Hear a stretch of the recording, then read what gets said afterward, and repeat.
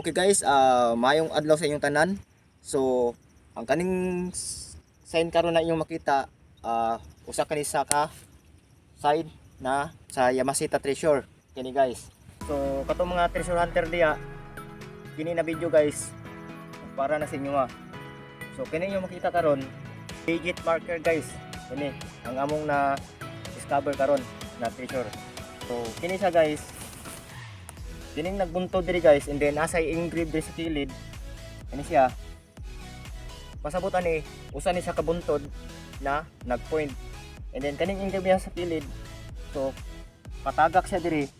So pasabot siya na diri ang deposito or Yamashita Treasure. Diri na kini na sign. So kung gusto niyo makita guys, ang iyang gipointan ni 100 meter na mismo sa iyang kwan. So kanang bukid. So kanang buntura guys.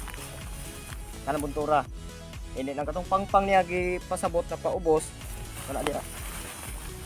Kanang pangpang diha. So naa diha sa pangpang mismo ang gibutangan anang sign. Kani guys. Balik ni guys. Ni. So mao ni ang bukid, and then engraved na direction niya paubos. So naa diri ang possible na deposito. Okay? So katong mga mahilig og treasure hunter, para sa inyo ani ang video.